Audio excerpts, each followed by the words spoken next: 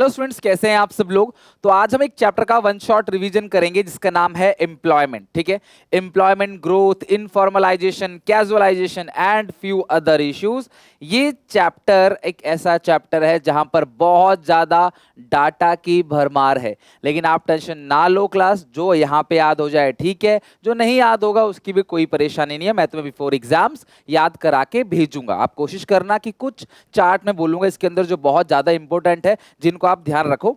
अब कई एक क्वेश्चन सबका कॉमन है कि सर क्या एग्जामिनेशन में टेबल डाटा चार्ट आएगा, क्लास नहीं आएगा, पूछा हुआ बहुत कम चांस है कि आपको कोई टेबल चार्ट डाटा पूछे। बट अगर आप किसी आंसर में कोई डाटा कोई फिगर क्लास लिखते हो तो इसका मतलब आपके आंसर्स को लगा जाएगा कि हाँ यार, इस बच्चे को अंदर की नॉलेज है, आंसर्स के साथ नंबर के साथ बात कर रहा है, तो थोड़ा अच्छा इंप्रेशन मार्क्स मिलता है। और बट इतना ज़्यादा इसके लिए टेंशन नहीं, जरूरत नहीं है। हाँ, ये जरूर पूछा जाएगा, आपको एक चार्ट दे देगा, आपको एक टेबल दे देगा, आपको मे भी पाई चार्ट दे दे या हिस्टोग्राम बार डायग्राम कुछ भी दे दे आपको, और आपको बोलेगा कि भैया इसको एक्सप्लेन करो, आप इसको देखिए क्या समझ रहे हो, थोड़ा सा मतलब बताओ उसके बारे में। चार्ट आपको बना के दे देगा और आपको बताना पड़ेगा। ऐसे क्वेश्चन आने के पूरे चांसेस है। ठीक है, तो ध्यान से अच्छे से समझ रहे हैं। यहाँ पे चैप्टर को शुरू कर रहे हैं क्लास, बहुत आसानी से इस चैप्टर को हम खत्म कर देंगे। बेसिकली एम्प्लॉयमेंट का मतलब क्या होता है? Employment is the number of percentage of people who have job. सीधी सी बात है, जिनके पास जॉब है किसी भी प्रकार का, कोई doctor, engineer, chart accountant, teacher या क्लास साइंटिस्ट, कुछ भी कोई ना कोई अगर काम कर रहे हो, एक ऑफिस बॉय अगर आप हो, आप एक लकड़हारी हो, लकड़ियों का काम करते हो, आप एक बैंक चलाते हो, क्लास कुछ ना कुछ अगर आप काम कर रहे हो, employment is defined as what you do as a paying job. एक पेइंग जॉब के रूप में आप क्या कर रहे हो, बेसिकली उसको बोलते हैं एम्प्लॉयमेंट, राइट। और अनएम्प्लॉयमेंट क्या है? It is situation when people are willing to work and able, ध्यान रखना class, willing to work and able to work at an existing wage rate, willing to work or able to work at an existing wage rate but are not getting work, लेकिन इनको काम नहीं मिल रहा है। here economy fails to create more jobs, यहाँ economy job बनाने में सक्षम नहीं है। it is a situation not being able to find a job, लोग यहाँ पे जॉब फाइंड आउट नहीं कर पा रहे। Demand for labour force is less, यानी कि लेबर की डिमांड ही नहीं है, लेबर की सप्लाई ज्यादा है। ध्यान रखना, लेबर की डिमांड नहीं है। तो अनएम्प्लॉयमेंट मतलब मैं काम करना चाहता हूं, मैं काम करने के लायक भी हूं, मैं उस वेज रेट में भी काम करने को रेडी हूं जिस वेज रेट में काम मिल रहा है मार्केट के अंदर, लेकिन मुझे काम नहीं मिल रहा, सो आई एम अनएम्प्लॉयड। तो इसको बोलते हैं क्लास रियली में अनएम्प्लॉयमेंट। अच्छा, लेबर फोर्स किसे कहते हैं? ध्यान समझना, लेबर फोर्स का मतलब क्या होता है? Person working plus person seeking and और अवेलेबल फॉर वर्क। कुल मिला के मान लो 10 लोग हैं, इन 10 लोगों को काम आता है, ये लोग काम करना चाहते हैं, काम करने के लायक हैं और मार्केट में काम ढूंढने निकल गए। 10 लोग हैं, काम करना चाहते हैं, काम करने के लायक है और मार्केट में जॉब लेने के लिए चले गए। 10 में से क्लास 6 की नौकरी लग गई, 4 की नौकरी नहीं लगी। तो 6 जिनके पास काम है और 4 जो काम करना चाहते हैं, काम करने के लायक भी हैं, तो क्लास उन दो, उसके भी लेकिन काम नहीं है इनके पास, और ये भी काम करना चाहते हैं, काम करने के लायक है बट इनके पास काम है। तो टोटल जो 10 आएगा इसी को बोलते हैं लेबर फोर्स। तो ये जो नंबर 10 आएगा इसको बोलेंगे labour force. So labour force is the total number of people who are eligible to work including employed और अनएम्प्लॉयड। तो एम्प्लॉयड और अनएम्प्लॉयड दोनों को ऐड कर देंगे तो हमारे पास क्या आ जाएगा? लेबर फोर्स आ जाएगा, राइट। तो एम्प्लॉयड यानी कि 4 जो 6 एम्प्लॉयड है, 4 अनएम्प्लॉयड। लेकिन ये अनएम्प्लॉयड लोग वो हैं जो अवेलेबल फॉर वर्क हैं, काम करना चाहते हैं, काम करने के लायक है, इनको काम नहीं मिला बस। ठीक है, ये तो करना चाहते हैं, ऐसा नहीं कि हम काम ही नहीं करना चाहते। तो इनको जोड़ेंगे तो क्या आएगा? लेबर फोर्स आएगा। अगला है लेबर फोर्स पार्टिसिपेशन रेट। तो लेबर फोर्स पार्टिसिपेशन रेट का फॉर्मूला क्या है class? Labour force participation rate का, लेबर फोर्स ऊपर आएगा, नीचे आएगा वर्किंग पॉपुलेशन, जो भी वर्किंग पॉपुलेशन है, मतलब क्लास बहुत ज्यादा छोटे बच्चे भी इसके अंदर कवर नहीं होंगे, बूढ़े लोग भी कवर नहीं होंगे, जो स्टडीज करते हैं, हाउस वाइफ हैं, वो कवर नहीं होंगे। तो labour force upon working population, अगर आप टोटल पॉपुलेशन लिखते हो तो भी कोई प्रॉब्लम नहीं है क्लास, कई सारे बुक्स में लिखा भी हुआ है। Labour force upon population into 100, तो ये पता पड़ेगा कि भैया हमारी जो पॉपुलेशन है उसमें से काम करने के लिए अवेलेबल टोटल कितने हैं, चाहे उनके पास काम हो चाहे उनके पास काम ना हो। तो लेबर फोर्स पार्टिसिपेशन रेट 48.9% 2017-18 में था, जबकि क्लास पहले 2011-12 में ये 55.9% था। यानी कि लगभग 100 में से 56 लोग अवेलेबल थे काम करने के लिए, पढ़े लिखे समझदार जो काम कर सकते हैं, किसी काम को करने के लिए वो कैपेबल है, वो पहले ज्यादा थे, लेकिन अब क्या है क्लास कम है। इंडिया एक अनएम्प्लॉयमेंट सिचुएशन को फेस करता चला जा रहा है, और मैं आप सबसे क्लास 1 मिनट का टाइम चाहूंगा और मैं आपको क्लास सबको कमेंट सेक्शन में आंसर देना है कि आजकल जो है इतने अनएम्प्लॉयमेंट क्यों है। वाई अनएम्प्लॉयमेंट, ठीक है। अभी देखो आपका दिमाग तभी खुलेगा जब आपको पता चलेगा कि आप सोचोगे कि यार हाँ, आज एक इंडिया ऐसा सिचुएशन गुजर रहा है जहां लोग पढ़े लिखे होने के बाद भी उनको काम नहीं मिल रहा।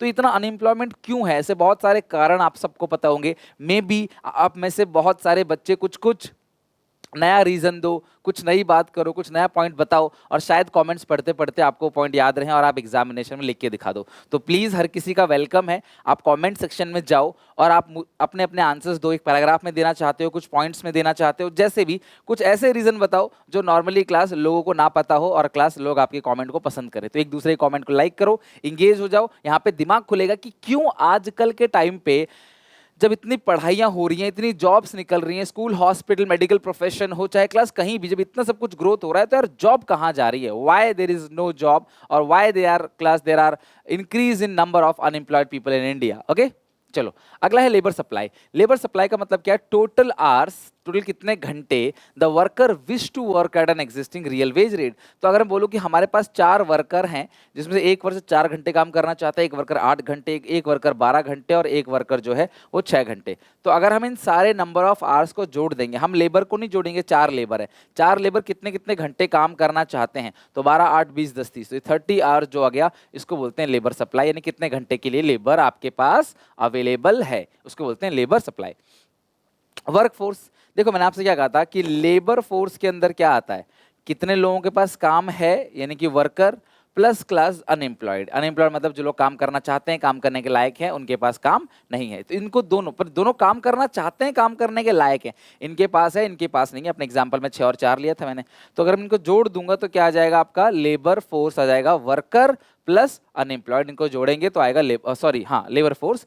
अब वर्क फोर्स क्या है? अगर मैं लेबर फोर्स में से अनएम्प्लॉयड लोगों को घटा दूं, यानी कि हमारा लेबर फोर्स 10 था, अनएम्प्लॉयड लोग कितने थे क्लास 4, तो घटाने के बाद 6 आएगा, that is called work force, जिनके पास एक्चुअली काम है। The number of person who are actually employed at a particular time are known as work force. It includes only those person who are engage in productive activity. ये वो person है जो production में engage हैं, productive activity में engage हैं, कुछ ना कुछ प्रोडक्शन करते चले जा रहे हैं, राइट? इसको क्या बोल रहे हैं क्लास हम लोग? Work force.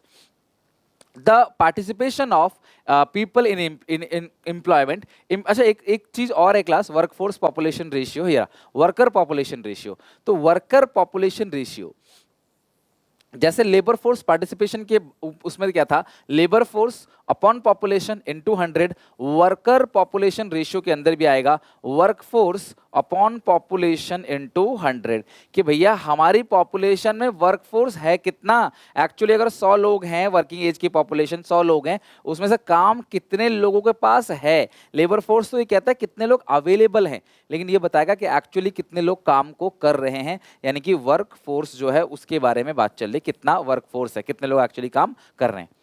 अच्छा class, participation of people in employment. अच्छा, एक चीज और मैं आपको बताना चाहूंगा क्लास कि ये जो पूरा का पूरा चैप्टर है, यानी कि जो कंप्लीट आपका इंडियन इकोनॉमी के 4 चैप्टर हैं, तो सबसे पहला जो चैप्टर है इसका आपका वही हम लोग पढ़ रहे हैं अभी, एम्प्लॉयमेंट अनएम्प्लॉयमेंट की सिचुएशन। फिर हम पढ़ेंगे इंफ्रास्ट्रक्चर, इंफ्रास्ट्रक्चर के बाद हम लोग क्लास अगला चैप्टर पढ़ेंगे इन्वायरमेंट, और उसके बाद हम लोग पढ़ेंगे comparative development experiences of India, Pakistan, China.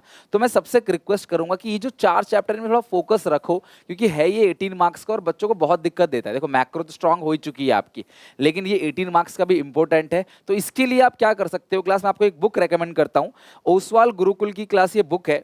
इसके अंदर क्या ऑब्जेक्टिव क्वेश्चंस भी हैं और सब्जेक्टिव क्वेश्चन भी हैं। तो आप क्या कर सकते हो, हर एक चैप्टर का, मान लो आपने आज आपका वन शॉट में मैं खत्म कर रहा हूं, या फिर आपने नेशनल इनकम खत्म कर लिया, या फिर आपने एडीएस खत्म कर लिया, तो आप क्या कर सकते हो, इस बुक से ऑब्जेक्टिव और सब्जेक्टिव क्वेश्चन जो है वो बना सकते हो। और सब्जेक्टिव लिखने वाला, ऑब्जेक्टिव एमसीक्यू वाला, ऐसा इसलिए कह रहा हूं क्योंकि क्लास जो बच्चा सीयूईटी की प्रिपरेशन कर रहा होगा उसे ऑब्जेक्टिव भी चाहिए, और इको के ऑब्जेक्टिव में टाइम नहीं लगता है, अकाउंट्स के ऑब्जेक्टिव में टाइम लगता है। इको में क्या है, ठीक है, इनमें से कौन सा पॉइंट है, कौन सा पॉइंट नहीं, थियोरेटिकल है, just you have to just read और आंसर।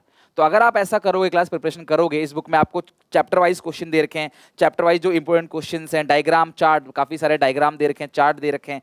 जब ये सब आप बनाओगे, केस बेस्ड क्वेश्चन मैंने देखिए इसके अंदर काफी सारे केस बेस्ड क्वेश्चंस भी दे रखे हैं, तो जब आप इन क्वेश्चंस को बनाओगे तो जाहिर सी बात है एक अलग लेवल का आपको कॉन्फिडेंस आएगा। तो बुक बहुत अच्छी है, अगर आप रेफर करना चाहो तो डिस्क्रिप्शन बॉक्स में लिंक है, वहां जाकर आप इसे ऑनलाइन बाय कर सकते हो। ओके, चलो अगर मैं बात करूं यहाँ पे participation of people in employment, तो यहाँ पे सिर्फ एक चीज है जो तुम्हें ध्यान रखना है, इस चैप्टर में बहुत सारे कंपैरिजन है इस चैप्टर के अंदर। तो जब भी आप कंपैरिजन करो तो आप एक बात का खास ख्याल रखना कि जो जो चीज सेम है उसमें तो कोई प्रॉब्लम नहीं है, लेकिन जहां पे कोई चीज कम है और ज्यादा है वहां पे प्रॉब्लम है कि यहाँ पे महिलाएं पीछे क्यों हैं, यहाँ महिलाएं कम क्यों हैं, यहाँ महिलाएं आगे क्यों हैं, इस तरीके से। तो क्या लिखा है class, a worker is an individual who is involve in some economic activity, किसी ना किसी इकोनॉमिक एक्टिविटी में इन्वॉल्व है जीवन व्यापन करने के लिए। Worker includes both self employed और class salary employ. Self employed मतलब अपना खुद का काम कर रहा हूँ, और सैलरी एम्प्लॉय मतलब कहीं जॉब कर रहा हूँ वहां से मुझे सैलरी मिल रही है, वो सैलरी एम्प्लॉय है। सेल्फ एम्प्लॉयड मतलब अपना खुद का काम हम लोग कर रहे हैं। तो ड्यूरिंग 2011, अच्छा अगर कोई कोई चोरी कर रहा है, गैम्बलिंग कर रहा है, स्मगलिंग कर रहा है, क्या ये वर्कर कहलाएगा? नो, तो ये वर्कर नहीं कहलाएगा। ओके, पेपर में आ सकता है, ध्यान रखना, एक बार पूछा भी था। 2011-12 की बात करें, total number of workers in India 473 million persons. Data नहीं याद होता टेंशन मत लो क्लास, ये डेटा नहीं भी याद होगा तो भी चलेगा, जो करना मैं आगे बताऊंगा उसको जरूर कर लेना, और तुम्हें यहीं पे याद हो जाएगा। कैसे? तुम कमेंट सेक्शन में लिख के देख लेना, एक बार तुम लिख लोगे तुम कभी भूलोगे नहीं, फिर भी लगे कि थोड़ा बहुत धुंधला पड़ रहा है तो उसे एक बार कॉपी में लिख के देख लेना, finish. Since majority of our population reside in rural area में ज्यादातर लोग रहते हैं, the proportion of workforce residing is higher. So out of 473 million total workers थे, जिसमें 3/4 यानी कि 3/4 75% जो वर्कर थे वो रूरल वर्कर। तो यहाँ पे एक चीज दिमाग में सेट करो, हो सके तो कमेंट में लिख डालो, आप कभी नहीं भूलोगे। पहली बात क्या कि हमारे इंडिया में जो रूरल वर्कर की पॉपुलेशन है वो लगभग 75%। टोटल वर्कर अगर 100 लोगों के पास टोटल काम है तो 75 लोग उनमें से रूरल एरिया में हैं, ग्रामीण क्षेत्र के लोग हैं, और 25% एरिया जो है वो अर्बन एरिया में। सीधा सीधा रीजन ये है कि रूरल एरिया बहुत बड़ा है, इंडिया का अर्बन एरिया बहुत छोटा है, बहुत ज्यादा अर्बनाइजेशन इंडिया में हुआ नहीं है, जिसकी वजह से ज्यादातर लोग जो है वो 2011 का डेटा के अकॉर्डिंग जो ज्यादातर लोग है वो अपना खुद का काम कर रहे हैं या फिर एग्रीकल्चर का काम कर रहे हैं, और 3/4 पॉपुलेशन जो काम कर रहे हैं वो रूरल एरिया में रहते हैं। Around 70% of total workers are male workers. अब यहाँ पे दूसरी बात, पहली बात कि 75% जो वर्कर है वो रूरल एरिया में रहते हैं, और दूसरी इंपॉर्टेंट बात क्या है क्लास कि जो 70% है टोटल वर्कर्स का वो मेल वर्कर्स है, and the rest are female workers. यानी कि फीमेल वर्कर्स की जो तादाद है, चाहे वो कहीं भी काम कर रहे हो क्लास, फीमेल वर्कर की तादाद जस्ट 30% है और मेल वर्कर की 70% है। ऐसा क्यों हो रहा है?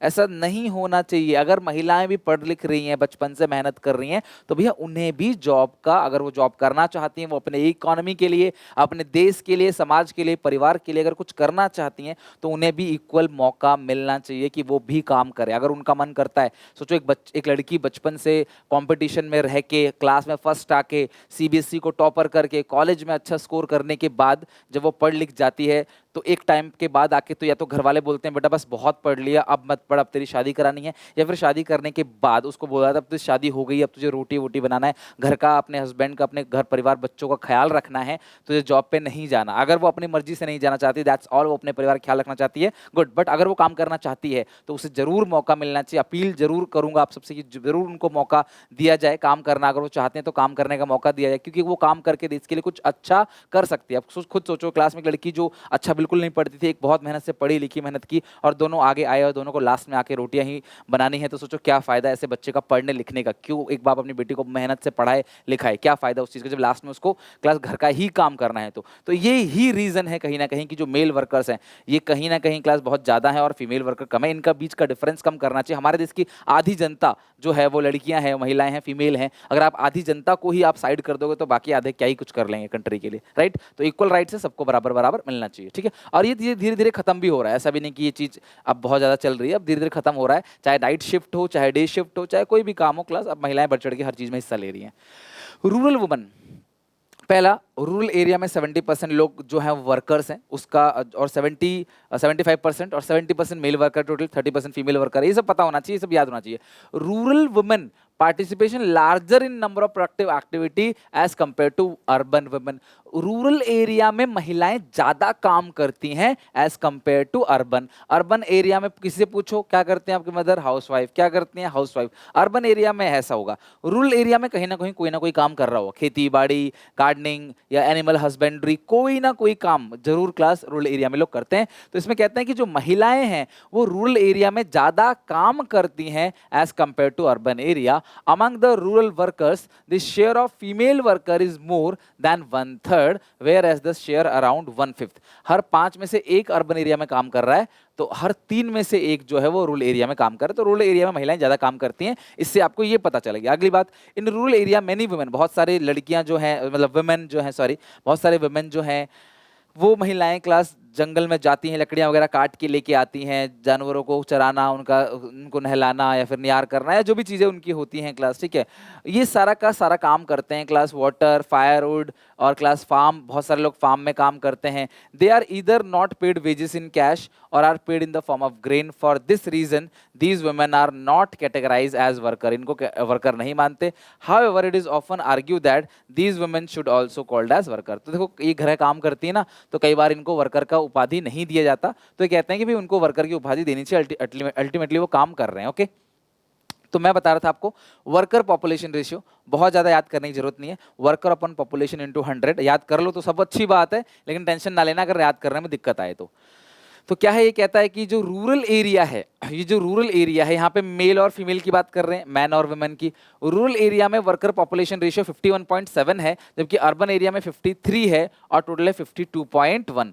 तो वर्कर पॉपुलेशन रेशियो की अगर हम बात करें कि कितने वर्कर काम कर रहे हैं, तो अर्बन एरिया में 53% जो लोग हैं वो काम कर रहे हैं क्लास मैन, और जो रूरल एरिया है उसमें 51.7% मैन काम कर रहे हैं। बहुत ज़्यादा अंतर नहीं है। और मैन का जो वर्कर पॉपुलेशन रेशियो 52.1, वुमेन का worker population ratio 16.5, total worker population ratio 34.7 है, राइट।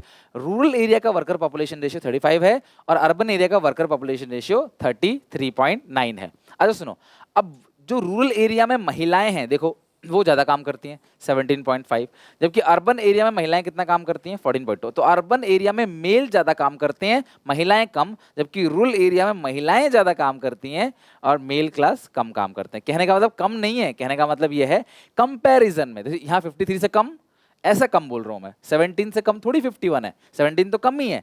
देखो टोटल में तो मेल ही ज्यादा काम कर रहे हैं, लेकिन as compare to urban area comparison में अर्बन एरिया में मेन ज्यादा काम करते हैं और रूरल एरिया में वुमेन ज्यादा काम करती नजर आ रही हैं। तो ये ज्यादा और कम का कम से कम ध्यान रखो।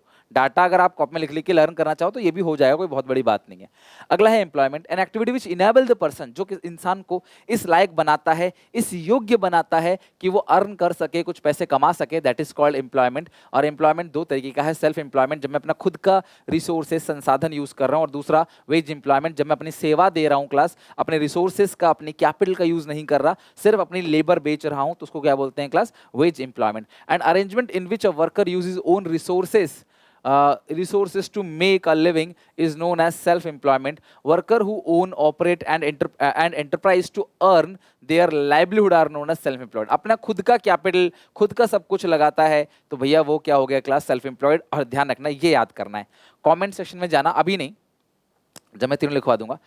इंडिया में जितने लोग काम कर रहे हैं, सबसे ज्यादा वर्कर जो है वो है जो सेल्फ एम्प्लॉयड है। लगभग 52.2% ऑफ वर्कफोर्स जो है वो सेल्फ एम्प्लॉयड है। 52.2% वर्कफोर्स क्या है क्लास, सेल्फ एम्प्लॉयड है। In India belongs to this category, जो इस कैटेगरी में बिलोंग करते हैं। In case of self employment, a person makes use of his own land, अपना खुद का लैंड, लेबर, कैपिटल और एंटरप्रेन्योरशिप या यूज करते हैं टू मेक अ लिविंग। मतलब सेल्फ एम्प्लॉयड लोग अपना सब कुछ खुद का यूज करते हैं।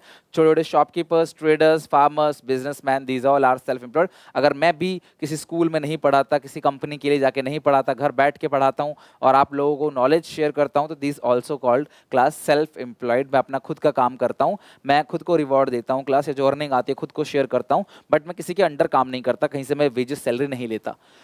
अगला है class wage employment in hired workers, एक ऐसा arrangement in which worker sell his labour and earn wages in return is known as wage employment. अब जो वेज एम्प्लॉयमेंट वर्कर है, अंडर वेज एम्प्लॉयमेंट दो तरह के वर्कर होते हैं क्लास। एक होता है क्लास वेज एम्प्लॉयमेंट को ना हायर्ड वर्कर्स ही बोलते हैं, राइट। अब इसके अंदर क्लास ये कहीं ना कहीं किसी और के अंडर में काम कर रहे होते हैं, चाहे वो रेगुलर सैलरीड एम्प्लॉय हो, चाहे वो कैजुअल वर्कर हो। कैजुअल वर्कर का मतलब क्या होता है, जिसको कभी भी निकाल दिया जा सकता है विदाउट एनी कॉम्पनसेशन, उसको लॉ से प्रोटेक्शन नहीं मिलता, वो कैजुअल वर्कर है। जबकि परमानेंट वर्कर कौन होता है क्लास, रेगुलर सैलरीड एम्प्लॉय, सरकारी वर्कर्स, बड़े बड़े क्लास जो कंपनी में जो काम करते हैं, जो परमानेंट जॉब पे हैं, जिन्हें कंपनी क्लास बिना नोटिस दिए, बिना कंपनी क्लास उनको बताए निकाल नहीं सकती, they are called regular salaried employ. तो worker do not have other resources, क्यों काम करता है, कोई और रिसोर्स नहीं है, लैंड, कैपिटल, एंटरप्राइज सब चीज़ है नहीं, एक्सेप्ट देयर ओन लेबर, खुद का लेबर है, वो बेच सकते हैं, जी मुझे काम आता है, मैं आपके यहाँ काम कर सकता हूँ, मेरे पास और संसाधन नहीं है। They offer their labour services to other, in return they get wages for service. Example, if doctor is running own clinic, तो क्लास सेल्फ एम्प्लॉयड हो गया, लेकिन अगर डॉक्टर क्लास किसी हॉस्पिटल में काम करता है तो उसे कहते हैं वेज एम्प्लॉयमेंट।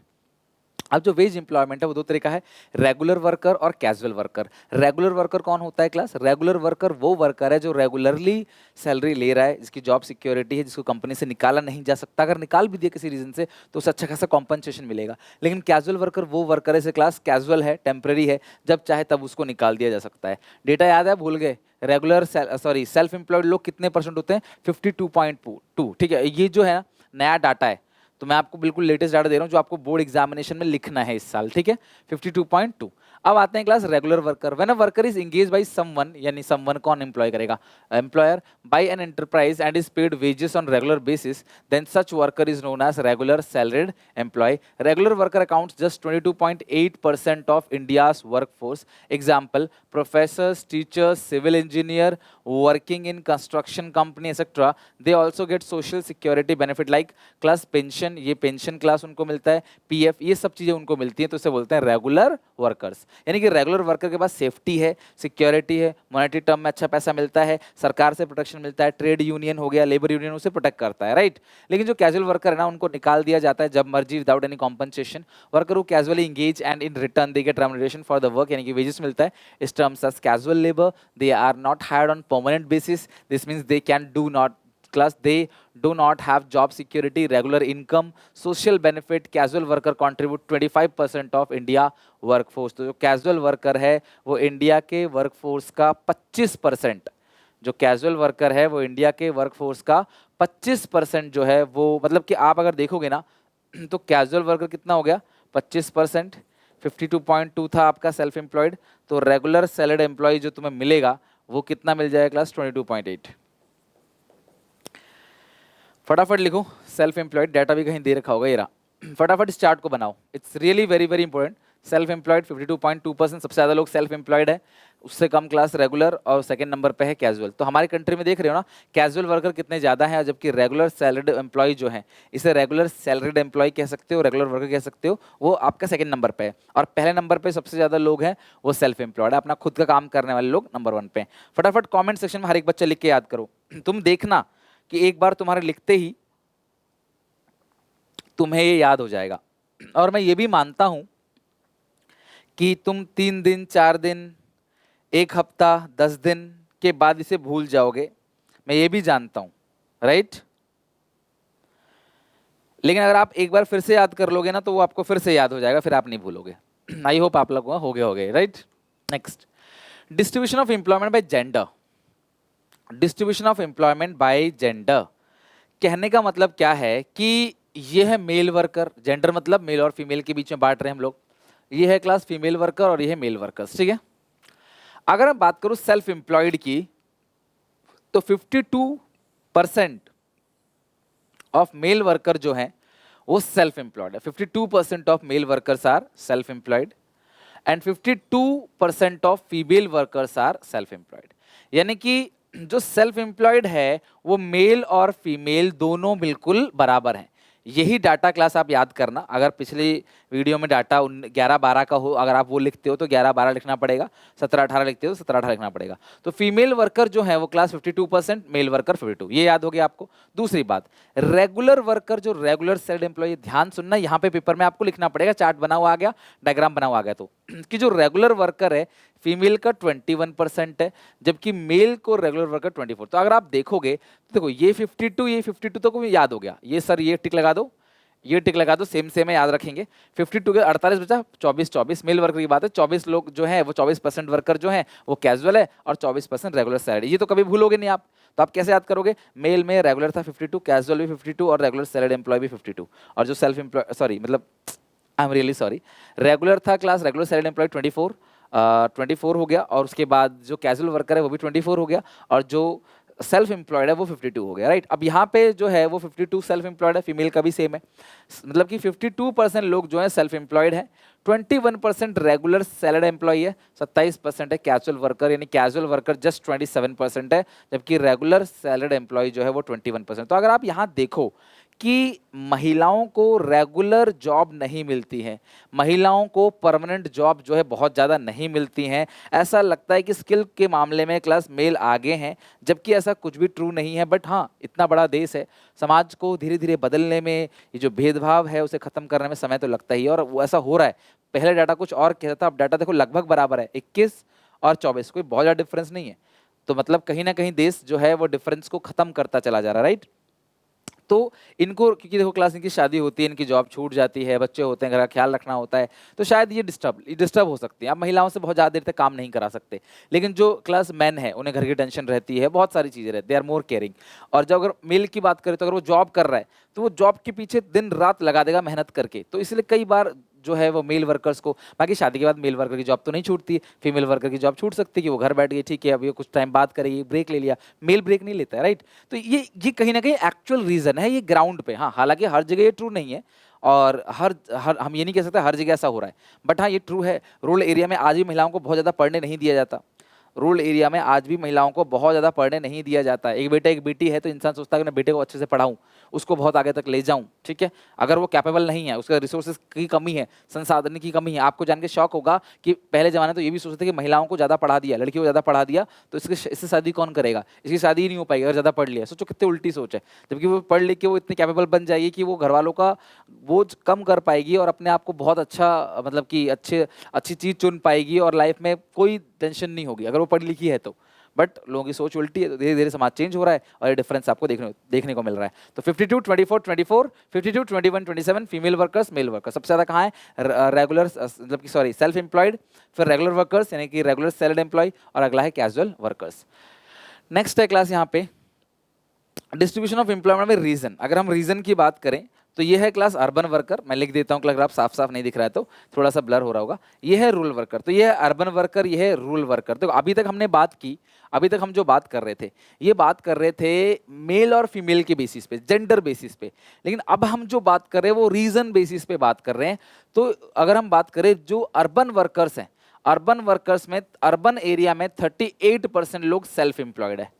अर्बन एरिया में 38% लोग अपना काम करते हैं, जबकि रूरल एरिया में 58% लोग अपना काम करते हैं। इस बात से तो मानते ही हो कि रूरल एरिया में लोग जो है नौकरियां कम करते हैं, वो अपना खुद का कुछ ना कुछ काम कर रहे होते हैं, चाहे खुद की छोटी सी दुकान हो, खुद का फार्म हो, खुद का एनिमल हस्बेंड्री हो, खुद की फिशरीज हो, खुद का कंस्ट्रक्शन का काम हो, खुद का कोई भी काम हो, वो अपना खुद का काम कर रहे होते हैं। अर्बन एरिया में लोग नौकरियां करते हैं, राइट। तो आप देखोगे कि अर्बन एरिया में 38% लोग जो हैं वो क्लास सेल्फ एम्प्लॉयड है, रूरल एरिया में 58, और कैजुअल वर्कर की बात करें तो सिर्फ 15% लोग जो हैं वो कैजुअल वर्कर है, जबकि इसमें 29% लोग कैजुअल वर्कर है। रूरल एरिया में कैजुअल वर्कर बहुत ज़्यादा है, अर्बन एरिया में कैजुअल वर्कर कम है, क्योंकि पढ़े लिखे लोग जो यहाँ पे ज़्यादा रहते हैं। बाकी जो रेगुलर सैलरीड एम्प्लॉय है वो 47% है, ये है क्लास 13%। तो अगर आप देखो कि रेगुलर सैलरीड एम्प्लॉय यानी कि रेगुलर सैलरीड एम्प्लॉय वो सबसे ज़्यादा कहाँ पे हैं क्लास, अर्बन वर्कर्स हैं। यानी कि अर्बन एरिया के ज़्यादातर लोग जो हैं वो रेगुलर सैलरीड एम्प्लॉय, इनकी परमानेंट जॉब है, लेकिन रूरल एरिया में उनकी तादाद सिर्फ और सिर्फ 13% है। तो अगर आप ओवरऑल एनालिसिस करो तो रूरल वर्कर जो हैं वो ज़्यादातर अपना खुद का काम करते हैं, और अर्बन वर्कर जो है वो रेगुलर सैलरीड एम्प्लॉय है। इस तरीके से आप इस चार्ट को कंपेयर कर सकते हो। एक एक चार्ट को 4-4 5-5 बार बनाओगे, 15-15 20-20 मिनट एक एक चार्ट पे दोगे, समझोगे, तब भी ये चीजें याद होंगी। एक बार देख लिया सर बना दें, ऐसे तो क्लास मुझे भी नहीं याद हो सकती, किसी को भी नहीं याद हो सकती। मतलब कोई भी कितना भी तेज हो, एक बार देख ले और उसको पूरा का पूरा कर ले, नहीं हो पाएगा। बट मैं भी इतने दिन से पढ़ा रहा हूँ, बट कोई नया चार्ट मेरे सामने आएगा मैं भी देख के नहीं कर सकता। 3-4 बार पढ़ाऊंगा ना आपको, पढ़ाते पढ़ाते मुझे लर्न हो जाता है, अलग से मैं याद नहीं करता। तो 3-4 बार आपको भी खुद को पढ़ाना है। Distribution of employment by different sector, this is really very important and you have to write in comment section में। मैंने एक अभी लिखवाया था थोड़ी देर पहले, कितने परसेंटेज लोग जो हैं रेगुलर वर्कर हैं, लाइक कितने हैं मतलब कि सेल्फ एम्प्लॉयड, तो कितना बता सेल्फ एम्प्लॉयड में 52.2, 22.8, 50 50 60 70 और ये 25। आगे बात समझ। तो ये था सेल्फ एम्प्लॉयड, ये है आपका रेगुलर सैलरीड एम्प्लॉय, और ये है वेज वर्कर। ये बताया था ना आपको कमेंट सेक्शन में। अब फटाफट कमेंट सेक्शन में यहाँ लिखो, कमेंट सेक्शन में जाके लिखना है, समझ लो एक बार।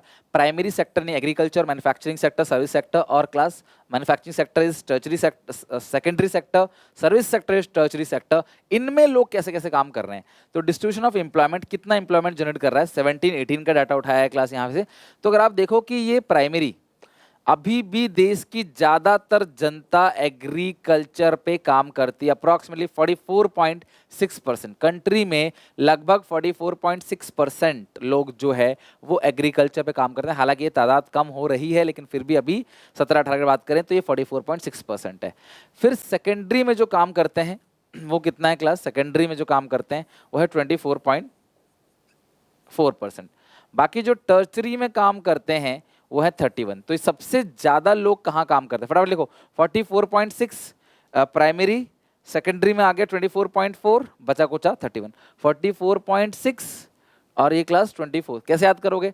44.6 44 है तो यहाँ 4 लगा देना, 24.4 खत्म। 44.6 24.4, 40 50 60 70, मतलब 40 50 60, हाँ 70 तो नहीं होगा, 69 होगा। और जो टर्चरी है वो 31 है। तो distribution of employment in different sector, अलग अलग सेक्टर में एम्प्लॉयमेंट की बात है, ये बहुत इंपॉर्टेंट है, प्लीज इसको मत भूलना। This table was very very important. अगला क्या है? Distribution of rural urban employment in different sector. Rural और अर्बन एम्प्लॉयमेंट अलग अलग सेक्टर में। तो अभी तक हमने सेक्टर की बात करी कि प्राइमरी सेक्टर में कितने लोग एंगेज हैं, सेकेंडरी सेक्टर में कितने लोग एंगेज हैं, नॉन टर्चरी सेक्टर में कितने लोग एंगेज हैं। अब हम बात करेंगे कि अब जो लोग एंगेज है उसमें से वो रूरल एरिया में कितने लोग काम करते हैं और अर्बन एरिया में कितने लोग काम करते हैं, राइट। तो अगर आप यहाँ पे देखो तो ये रहा प्राइमरी सेक्टर। तो प्राइमरी सेक्टर में कितने % लोग काम करते हैं? अब देखना, अर्बन और क्लास रूरल, मतलब हमने अभी क्या कर दिया है, रूरल अर्बन बेसिस पे बांट दिया है। प्राइमरी सेक्टर अगर आप देखोगे तो ये प्राइमरी सेक्टर है क्लास। तो रूरल एरिया में लगभग 60%, आप कह सकते हो 59.8 60% लोग जो हैं, और ये भी इंपॉर्टेंट है, हालांकि पिछले जितना नहीं है बट दिस ऑल्सो इंपॉर्टेंट। 59, अगर आपको नंबर नहीं आता कोई बात नहीं, लेकिन जो ज्यादा कम है, जैसे आपको पता है कि जो मैं इसी में एग्जाम्पल देता हूँ, रूरल एरिया में ज्यादातर लोग जो है वो किस में काम करते हैं? एग्रीकल्चर में। अर्बन एरिया में अर्बन एरिया में एग्रीकल्चर में सबसे कम लोग काम कर रहे हैं। अर्बन एरिया में एग्रीकल्चर में 6.6% लोग काम कर रहे हैं, जबकि रूरल एरिया में 60% लोग काम कर रहे हैं। तो आपको नंबर नहीं पता, पर यह पता होना चाहिए कि अर्बन एरिया में एग्रीकल्चर बहुत कम लोग करते हैं। जानते हो आप अर्बन एरिया में कहाँ खेती बड़ी होती है? रूरल एरिया में एग्रीकल्चर करने वाले लोग जो है वो बहुत ज्यादा हैं। नंबर नहीं याद है कोई बात नहीं, बट आप इस तरीके से लिख सकते हो, एक रेंज लिख सकते हो, एक अप्रॉक्स लिख सकते हो, राइट, अप्रॉक्स 60%। ओके, अच्छा। तो रूरल एरिया में सबसे ज्यादा लोग एग्रीकल्चर में काम कर रहे हैं, अर्बन एरिया में सबसे कम लोग एग्रीकल्चर में काम कर रहे हैं। अब आते हैं सेकेंडरी सेक्टर पे। तो रूरल एरिया में 20% लोग, 20.4% लोग जो है वो सेकेंडरी सेक्टर में काम कर रहे हैं, जबकि क्लास अर्बन एरिया में क्लास 34.3% लोग सेकेंडरी सेक्टर में काम कर रहे हैं। बाकी टर्चरी सेक्टर में सबसे ज्यादा काम करते हैं अर्बन एरिया में और सबसे कम रूरल। तो उल्टा है इसमें, जो प्राइमरी सेक्टर है वो सबसे ज्यादा, सेकेंडरी कम, और टर्चरी जो है वो कम है क्लास। टर्चरी जो है मतलब कि रैंकिंग 1 ये हो गई, रैंक 2, रैंक 3, प्राइमरी, सेकेंडरी और टर्चरी। इस तरीके से प्राइमरी में ज्यादा लोग काम करते हैं as compare to secondary, secondary में ज्यादा लोग काम करते हैं एज कम्पेयर टू टर्चरी। तो ये हो गया क्लास आपका रूरल। और अर्बन में क्या हो गया? उल्टा, प्राइमरी में सबसे कम लोग काम करते हैं, टर्चरी में सबसे ज्यादा, पहला है टर्चरी सबसे ज्यादा, फिर सेकेंडरी और प्राइमरी में सबसे कम लोग काम करते हैं। ये आपको बात ध्यान रखनी है, नंबर भूल जाओ बट ये चार्ट बिल्कुल मत भूलना, और इस पे समय दोगे। इस चैप्टर को अगर आप हफ्ते में 3 दिन भी दे रहे हो, तीनों दिन का फोकस एक ही चैप्टर, तो भी तुम्हारा आराम से 3 दिन के अंदर चैप्टर आराम से खत्म होगा, हंसते हंसते। तो प्लीज जितना डाटा याद कर सको 17-18 का उतना याद कर लेना। अभी हम सेम वही बात कर रहे हैं, primary sector, secondary sector, tertiary sector, लेकिन इससे पहले हमने मेल फीमेल बेसिस पे किया, सॉरी अर्बन और रूरल बेसिस पे किया था। अब करेंगे मेल वर्कर और फीमेल वर्कर। ये है क्लास मेल वर्कर। तो मेल वर्कर की बात करें तो मेल वर्कर जो है वो लगभग 40%, 40.7% लोग प्राइमरी सेक्टर में काम करते हैं, जबकि फीमेल में प्राइमरी सेक्टर में 57.1% लोग काम कर रहे हैं। तो मतलब खेती बाड़ी ज्यादा कौन करता है? महिलाएं करती हैं। खेती बाड़ी ज्यादा कौन करता है क्लास? महिलाएं। खेती बाड़ी करने का सबसे ज्यादा परसेंटेज जो है वो महिलाओं का है। अगर हम बात करें सेकेंडरी, तो सेकेंडरी में है 26.5% लोग काम करते हैं मेल वर्कर, फीमेल 17.7, मतलब फीमेल वर्कर जो है मैन्युफैक्चरिंग में कम इंगेज रहती हैं as compare to male worker. फिर आता है टर्चरी। टर्चरी सेक्टर में भी फीमेल वर्कर जो है वो थोड़ा कम इंगेज रहती हैं एज कंपेयर टू मेल। तो यानी कि अगर आप बात करोगे तो फीमेल वर्कर सबसे ज्यादा, लगभग 57.1% एम्प्लॉयमेंट जो है वो फीमेल वर्कर्स का है। फीमेल वर्कर्स का शेयर है इन टोटल एम्प्लॉयमेंट, टोटल जो भी एम्प्लॉयमेंट जनरेट हो रही है उसमें फीमेल वर्कर जो है खेतीबाड़ी कर रहे हैं वो 57.1% है, male worker just 40.7%। Okay, jobless growth किसे कहते हैं? इतना ही चार्ट है, उससे ज्यादा कोई चार्ट नहीं है। जॉबलेस ग्रोथ का मतलब क्या है? जहां पे मशीन्स लेके आ रही है कंपनी मशीन्स इंट्रोड्यूस कर रही है और मशीन से ग्रोथ आ रहा है, प्रोडक्शन करना चाह रहे हैं, देश की जीडीपी तो बढ़ रही है, लेकिन क्लास देश की जीडीपी बढ़ किस रही? मशीन से। नई नई टेक्नोलॉजी लगा के प्रोडक्शन करना चाहते हैं। आजकल लेबरों से लोग काम कराना नहीं चाहते कि लेबर आएगा, थक जाएगा, उसको कंपनसेशन दो, एक्सीडेंट हो गया हड़ताल करेगा और उसको बोनस दो, ईपीएफ दो, ग्रेचुइटी दो, ये सारी चीजें दो लेबर को। इससे अच्छा मशीन से काम कराओ, कुछ नहीं देना। तो इससे होगा क्या? लोग बेरोजगार होते चले जाएंगे। देश ग्रोथ कर रहा है लेकिन लोग बेरोजगार हो रहे हैं। Changing the structure of employment बहुत ही सिंपल फंडा है कि धीरे धीरे आप अगर देखोगे इस चार्ट को, इसको याद करने की जरूरत नहीं है बिल्कुल भी, बस समझ लो कि प्राइमरी सेक्टर ने एग्रीकल्चर से धीरे धीरे जो परसेंटेज है, पहले 74 था, 64, फिर कम हुआ, फिर कम हुआ। कहीं ना कहीं देखोगे प्राइमरी सेक्टर का कंट्रीब्यूशन कम हो रहा है, सेकेंडरी सेक्टर का जो कंट्रीब्यूशन है बढ़ रहा है, और टर्चरी सेक्टर का कंट्रीब्यूशन भी तेजी से बढ़ रहा है। अब देखो प्राइमरी का कम हो रहा है, टर्चरी का तेजी से बढ़ रहा है और सेकेंडरी का भी बढ़ रहा है। तो यानी कि धीरे धीरे लोग जो है वो आजकल कौन, हर कोई टाई बेल्ट लगा के आराम से ऑफिस में सिस्टम के सामने लैपटॉप पे बैठ के काम करना चाहता है। आज कौन फावड़ा लेके, हल लेके खेती बाड़ी करना चाहता है, या बी मट्टी में कौन काम करना चाहता है? नोबडी। ठीक है, कैजुअल, हाँ, हालांकि ये ठीक भी नहीं है। अगर सब लोग ये ऐसा करेंगे तो भी अनाज कहाँ से मिलेगा? This is very important. धीरे धीरे, अच्छा आपको कैजुअल वर्कर पता है जो रेगुलर नहीं है, जिसको कोई कॉम्पनसेशन नहीं मिलता, और रेगुलर सैलरीड एम्प्लॉय क्या है? जिसको जॉब सिक्योरिटी है। जब धीरे धीरे लोग कैजुअल वर्कर से हटके रेगुलर सैलरीड वर्कर बनते चले जा रहे हैं, क्या, सॉरी उल्टा बोल दिया मैंने, जिनकी पक्की जॉब थी, या देखो या तो मैं खुद काम कर रहा था सेल्फ एम्प्लॉयड, या तो मेरी पक्की जॉब है, परमानेंट जॉब है, लेकिन मेरी जॉब छूट के मैं तो कैजुअल वर्कर में काम कर रहा हूं। This is called casualisation.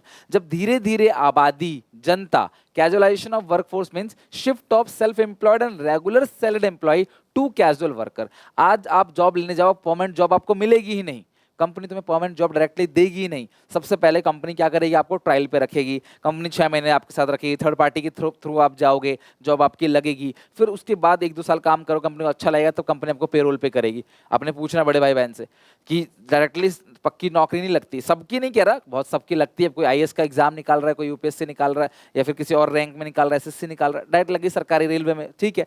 लेकिन नॉर्मली प्राइवेट में क्या होता है कि आपको पहले कैजुअल वर्कर बनाया जाएगा, फिर कुछ टाइम बाद आपको रेगुलर सैलरीड एम्प्लॉय बनाया जाएगा, पेरोल पे कुछ दिन बाद आओगे। तो कैजुअलाइजेशन यही चीज है। आज जमाना इतना खराब हो गया है कि रेगुलर सैलरीड एम्प्लॉय की तादाद कम होती चली जा रही है और कैजुअल वर्कर की तादाद बढ़ती चली जा रही है। ओके, तो this is called casualisation of workforce.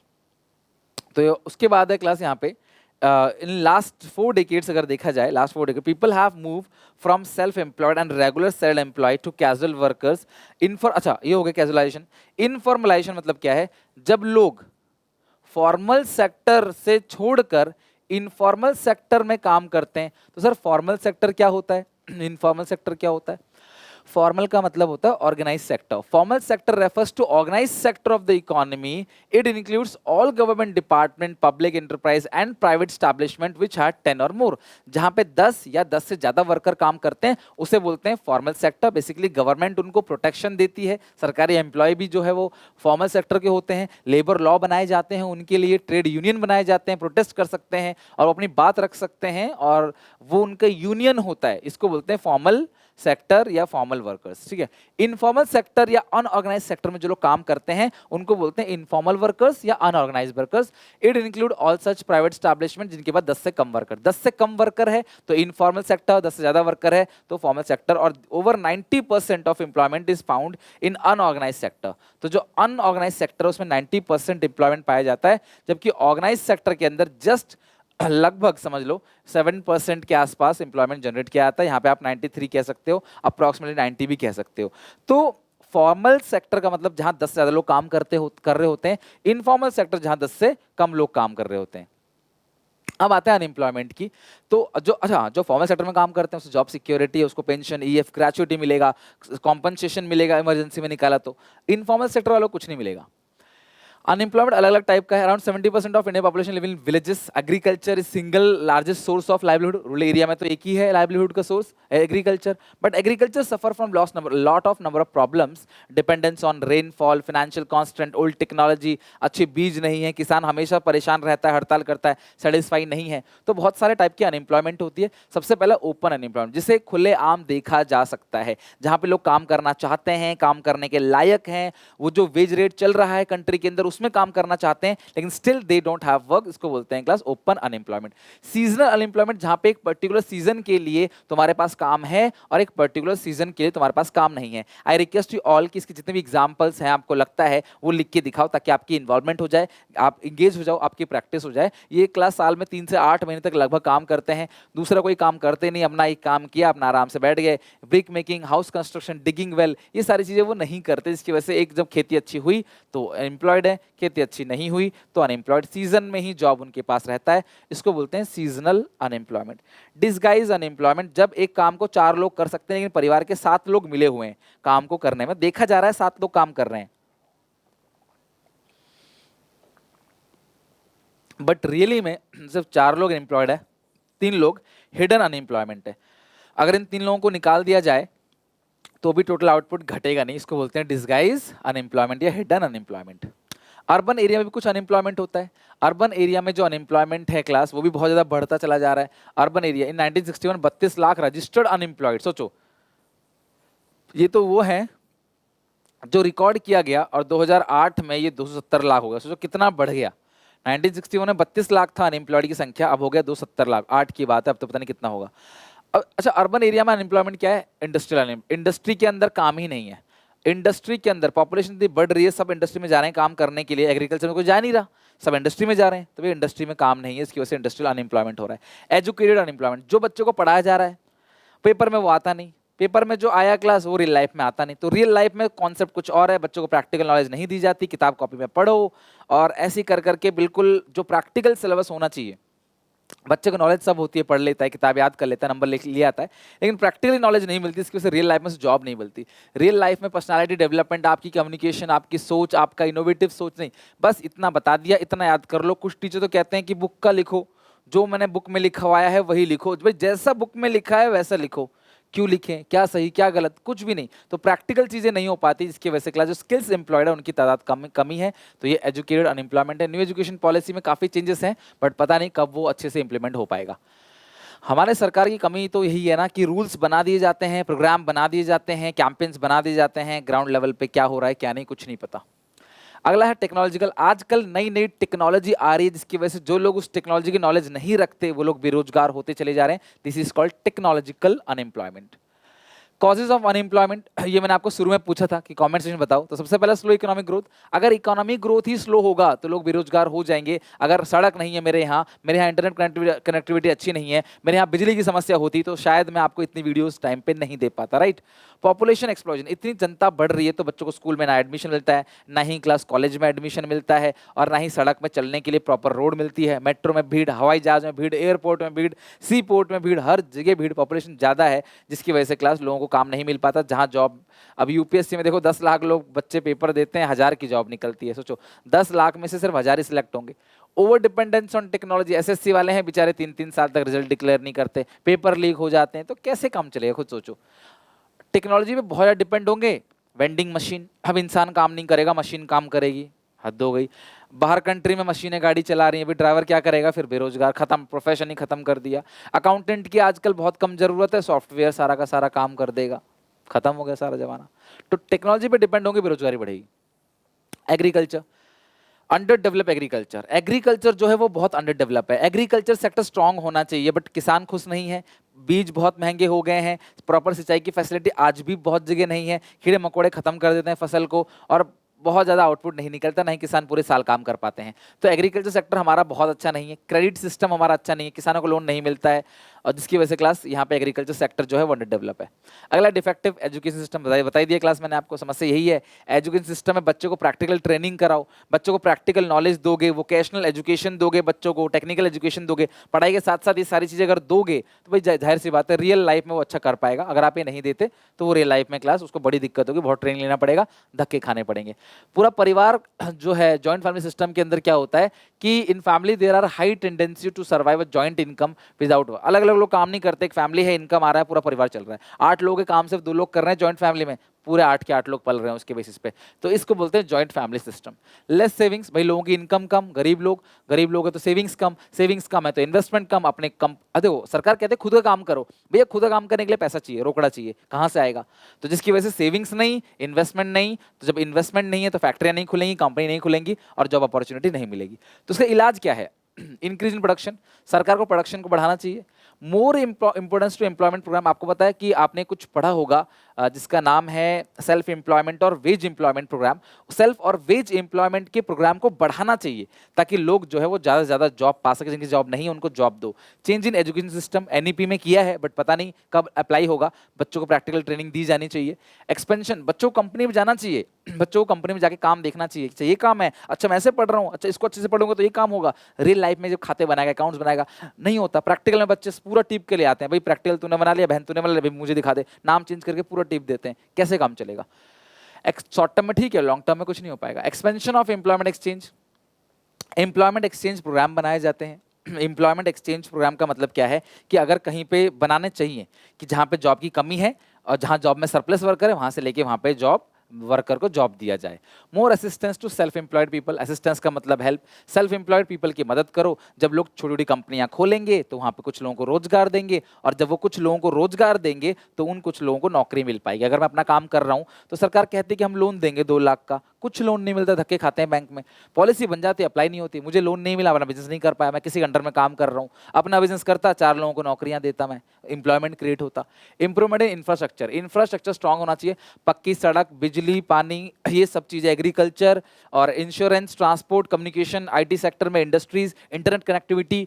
4G आ गया तो 4G भी इतने अच्छे से नहीं चलता, 5G आएगा पता नहीं क्या होगा, इंटरनेट की स्पीड अच्छे से नहीं आती, रूरल एरिया में इंटरनेट नहीं पहुंचा है, पक्की सड़क नहीं पहुंची है, मेट्रो नहीं पहुंचा है। तो इंफ्रास्ट्रक्चर स्ट्रांग हो तो लोग अपना आप कमा लेंगे। आपके यहाँ का अगर इंफ्रास्ट्रक्चर स्ट्रांग है, अच्छा क्लास हेल्थ है, एजुकेशन है और स्कूल है, हॉस्पिटल, फैक्ट्री, इंडस्ट्री, पक्की सड़क है, रेलवे, एयरपोर्ट, ये सारी चीजें हैं ना, पक्का आप तरक्की कर जाओगे, पक्का आपको जॉब कहीं ना कहीं मिल जाएगी। और दूसरा, प्रमोशन टू इन्वेस्टमेंट, भैया इन्वेस्टमेंट को प्रमोट करो, लोगों से बोलो कि लोग पैसे थोड़ा बहुत जोड़ें और इन्वेस्ट करें। कैंपेन बना रखा है गवर्नमेंट ने, make in India campaign, skill India, startup India, ताकि लोग स्टार्टअप को प्रमोट कर सकें। कुछ अगर किसी के पास अच्छा आइडिया है तो हम उसे प्रमोट करें। शार्क टैंक के अंदर भी आप देखते हो, अगर आपके पास कुछ आइडिया, आप कुछ अच्छा करना चाह रहे हो तो आपको मौका दिया जाता है। तो इन्वेस्टमेंट को प्रमोट करो, जितना ज़्यादा इन्वेस्टमेंट होगा उतनी कंपनियां बनेंगी, जितनी ज़्यादा कंपनियां होंगी उतना ही क्लास लोगों को लोन दिया जाएगा। तो गवर्नमेंट को फॉरेन कंट्रीज को भी बोलती है सरकार कि आओ इंडिया में इन्वेस्ट करो, इंडिया के अंदर बहुत अपॉर्चुनिटी है। जब इंडिया में इन्वेस्ट होगा तो सैमसंग है, सैमसंग इंडिया में आकर अपना प्लांट लगा रही है, या फिर गूगल लगा रहा है, टेस्ला लगा रहा है, तो इस सिचुएशन में क्या होगा, अब वो प्लांट तो लगा दिया, उस प्लांट में काम करने के लिए लोग तो इंडिया से लेंगे ना, तो काम मिलेगा, इंडिया के लेबर चीप में मिल जाते हैं, तभी बाहर से सब लोग इंडिया में आके इन्वेस्ट कर रहे हैं। क्यों? क्योंकि इंडिया के लेबर बहुत सस्ते मिल जाते हैं, पूरा का पूरा काम, रॉ मटेरियल सस्ता मिल जाता है, सरकार का सपोर्ट रहता है, तो जिसकी वजह से इन्वेस्टमेंट को प्रमोट किया जाता है ताकि यहाँ पे रोजगार मिल सके, जॉब मिल सके। और इसी साथ ये चैप्टर खत्म हो गया। Thank you very much. बताना मुझे कैसा लगा है चैप्टर, अपने सारे दोस्तों को शेयर करना वीडियो को, प्लीज सपोर्ट दिखाओ क्लास, जिस तरह से मैं आपका एग्जाम टाइम में सपोर्ट कर रहा हूँ क्लास, मेरी भी कुछ उम्मीदें हैं आपसे कि आप इस वीडियो को शेयर करो, सब्सक्राइब करो, चैनल को लाइक करो, कमेंट करके बताओ क्लास की कैसा लगा ये वीडियो। हालांकि ये चैप्टर बहुत ही बकवास, बोरिंग और बड़ा है, लेकिन मैंने कोशिश की जिस तरीके से आपको करा सकूं बेहतर से बेहतर। ठीक है, बाय बाय, मिलते हैं नेक्स्ट वीडियो में। बाकी 3 चैप्टर खत्म करके अपना इको पूरा एंड करेंगे। टेक केयर, बाय बाय, जय हिंद।